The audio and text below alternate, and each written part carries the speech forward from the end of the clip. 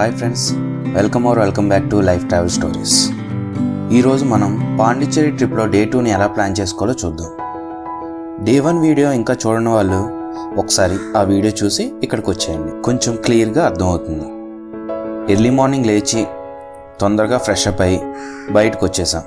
దారిలో టిఫిన్ చేసాము. డైరెక్ట్గా హోటల్ నుండి చున్నాంబర్ బోట్ హౌస్కి స్టార్ట్ అయ్యాం. గూగుల్ మ్యాప్స్లో చూసుకొని మీరు అక్కడికి వెళ్ళిపోవచ్చు.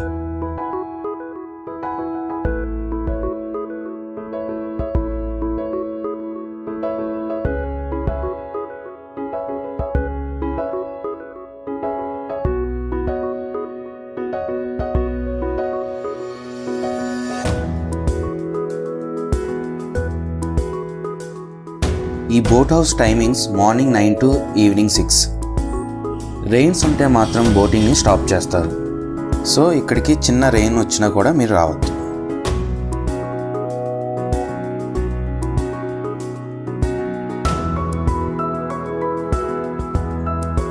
ఈ బోట్ హౌస్ లోపలికి ఎంట్రీ టికెట్ 20 రూపీస్.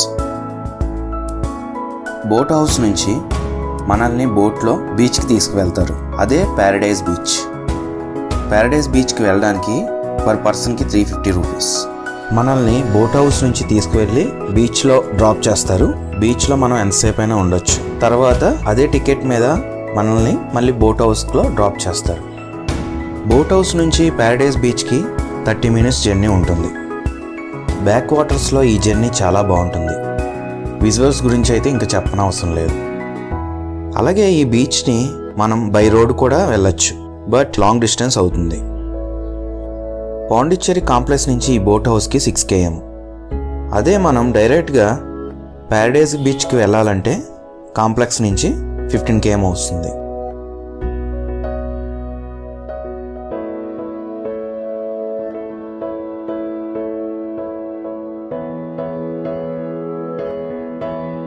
ఈ బీచ్ చాలా కామ్గా పీస్ఫుల్గా ఉంటుంది.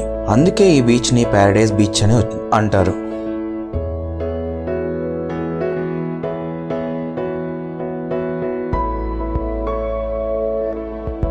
ఈ బీచ్లో మనకి రెస్టారెంట్స్ అలాగే వాటర్ స్పోర్ట్స్ కూడా అవైలబుల్గా ఉంటాయి. Jet skiing 450, banana ride 500, parasailing 1000 rupees and scuba driving 3000. Water sports cost మాత్రం కొంచెం ఎక్కువగానే ఉన్నాయి. అదే గోవాలో అయితే మనకి ఇవన్నీ 2000కే వచ్చేస్తాయి. మీరు బీచ్లో ఎక్కువ టైం స్పెండ్ చేయాలనుకుంటే ఫుడ్ని మీరు క్యారీ చేసుకుని వెళ్ళిపోండి. రెస్టారెంట్లో కొంచెం కాస్ట్ ఎక్కువగా ఉంటుంది.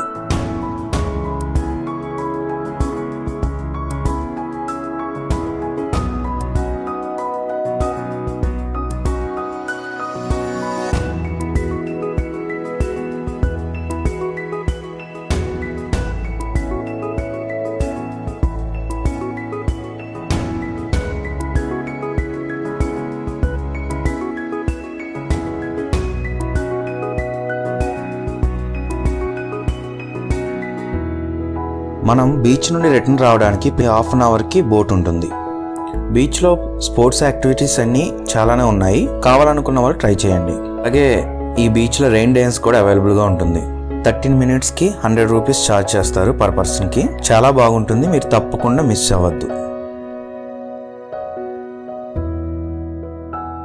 ఆఫ్టర్నూన్ వరకు బీచ్లో ఉండి ఇంకా బోట్ హౌస్ నుంచి రిటర్న్ అయిపోయాం.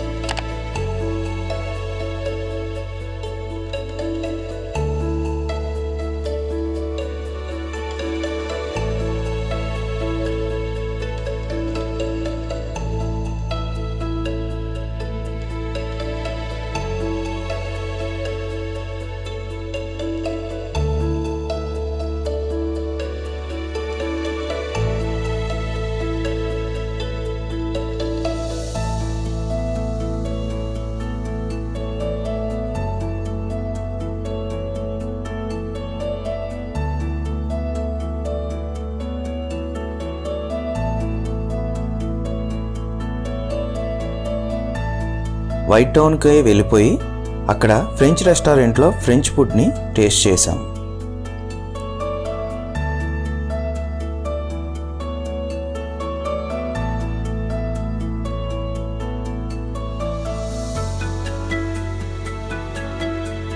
ఆ తర్వాత ఈ వైట్ టౌన్లోనే ఫొటోస్ తీసుకున్నాము. డే 1 వీడియోలో చెప్పినట్టు ఇక్కడ ఫొటోస్ చాలా బాగుంటాయి. సో మీరు తీసుకోవడం అస్సలు మర్చిపోవద్దు. కొన్ని ఫొటోస్ అండ్ ఫోటో లొకేషన్స్ మీరు కూడా చూసేయండి.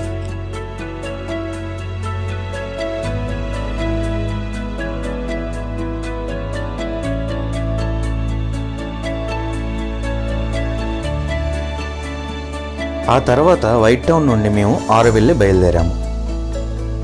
ఈ Auroville visiting timings 9 to 5, Tuesday closing.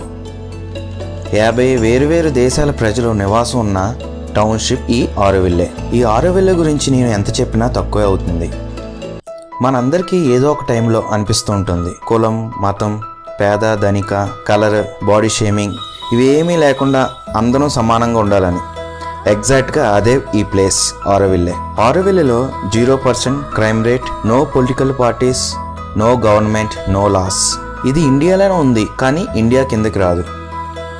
1968లో ఈ టౌన్షిప్ని French lady Mirra Alfassa Aurobindo సొసైటీతో ఈ ప్రాజెక్ట్ని స్టార్ట్ చేశారు. ఇది విల్లుపురం డిస్టిక్ తమిళనాడులో ఉంది, అంటే పాండిచ్చేరికి బోర్డర్లో అనమాట. ఈ ఆరోవిల్లేలో 50,000 మెంబర్స్ వరకు అనుకున్నారు. 2018 జాన్ వరకు 3,000 మెంబర్స్ ఉన్నారు. ఈ ఆరోవిల్లేలో ఉండాలంటే చాలా కండిషన్స్ ఉన్నాయి. వీళ్ళ అఫీషియల్ వెబ్సైట్ డిస్క్రిప్షన్లో ఇస్తున్నాను, ఒకసారి మీరు విజిట్ చేసి మిగిలినవన్నీ తెలుసుకోవచ్చు. ఇక్కడ 10 స్కూల్స్ కూడా ఉన్నాయి. ఈ స్కూల్స్లో మనకి ఇష్టం వచ్చినట్టు చదువుకోవచ్చు, ఇష్టం వచ్చింది చదువుకోవచ్చు. అలాగే ఇక్కడ వర్క్ చేసే వర్కర్స్ అందరికీ కూడా సేమ్ శాలరీ ఉంటుంది. ఎంత హై పొజిషన్లో ఉన్నా లో పొజిషన్లో ఉన్నా అందరికీ 12,000. ఈ ఆరోవిల్లేలో మనం మెయిన్గా చెప్పుకోవాల్సింది మాతృ మందిర్ గురించి. ఈ మాతృ మందిర్ విజిటింగ్ సెంటర్ నుంచి 1.5 km దూరంలో ఉంటుంది.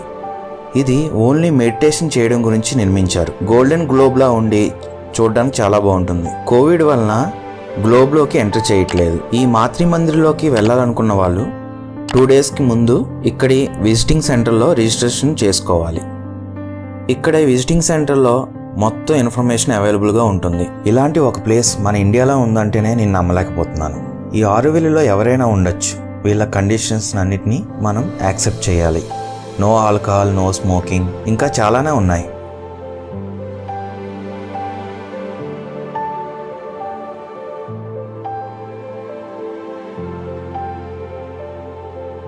ఈ ఆరోవిల్లే ఎంట్రన్స్లోనే అక్కడ అమ్మే వస్తువులన్నీ హ్యాండ్ మేడ్. సో ఇంట్రెస్ట్ ఉన్న వాళ్ళు ట్రై చేయండి. క్యాండిల్స్ అయితే చాలా బాగుంటాయి, తీసుకోండి. మాతృ మందిర్ చూసుకొని రూమ్కి వచ్చి కాసేపు ఫ్రెష్ అప్ అయి రాక్ బీచ్కి వెళ్ళాము.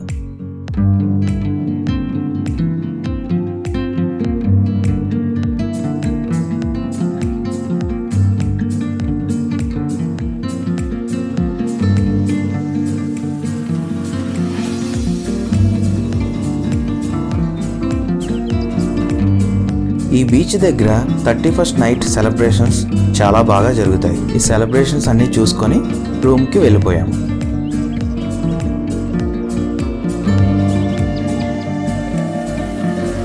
పాండిచ్చేరి అంటే మెయిన్గా అందరికీ గుర్తొచ్చేది ఆల్కహాల్. ఇక్కడ ఆల్కహాల్ ప్రైజెస్ తక్కువగానే ఉంటాయి. కొన్ని గవర్నమెంట్ షాప్స్ని డిస్ప్లే చేశాను చూడండి. ఈ షాప్స్లో కాకుండా మిగిలిన షాప్స్లో కొంటే మీకు ట్యాక్సెస్ పడతాయి. ఈ విషయం నేను ఇన్ఫర్మేషన్ గురించి మాత్రమే చెప్పాను, ఎవరిని ఎంకరేజ్ చేయట్లేదు.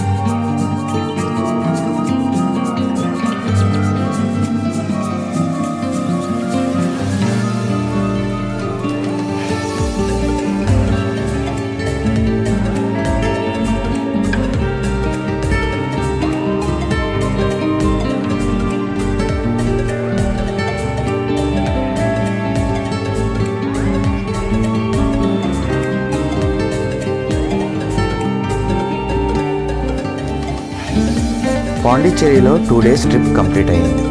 వీకెండ్కి ఇక్కడికి రావాలనుకున్న వాళ్ళు ఫ్రైడే ఆఫ్టర్నూన్ స్టార్ట్ అయ్యి సాటర్డే సండే చూసుకొని సండే నైట్కి రిటర్న్ అవ్వచ్చు. యాక్చువల్లీ 3 days అండ్ 2 nights అయితే పాండిచ్చేరి అన్ని ప్లేసెస్ని కవర్ చేయొచ్చు. ఇంకా ఫైనల్లీ బడ్జెట్. ట్రైన్ టికెట్స్కి 900 అప్ అండ్ డౌన్, 2 daysకి రూమ్కి 600, బైక్కి రెంట్ ప్లస్ ఫ్యూయల్ 1000 rupees, 3 daysకి food 1500, budget food only, local charges, entrance tickets etcetera 500. Totally per పర్సన్కి 5000లో ట్రిప్ని కంప్లీట్ చేయొచ్చు విత్ లిమిట్స్. సో ఈ వీడియో అందరికీ నచ్చిందని అనుకుంటున్నాను. మీ అభిప్రాయాన్ని కింద కామెంట్ సెక్షన్లో కామెంట్ చేయండి. నా ఛానల్కి మీరు ఇదే ఫస్ట్ టైం అయితే సబ్స్క్రైబ్ చేసుకోండి. కోవిడ్ ప్రోటోకాల్స్ అన్నీ పాటిస్తూ సేఫ్గా ఉండండి. Thank you for watching.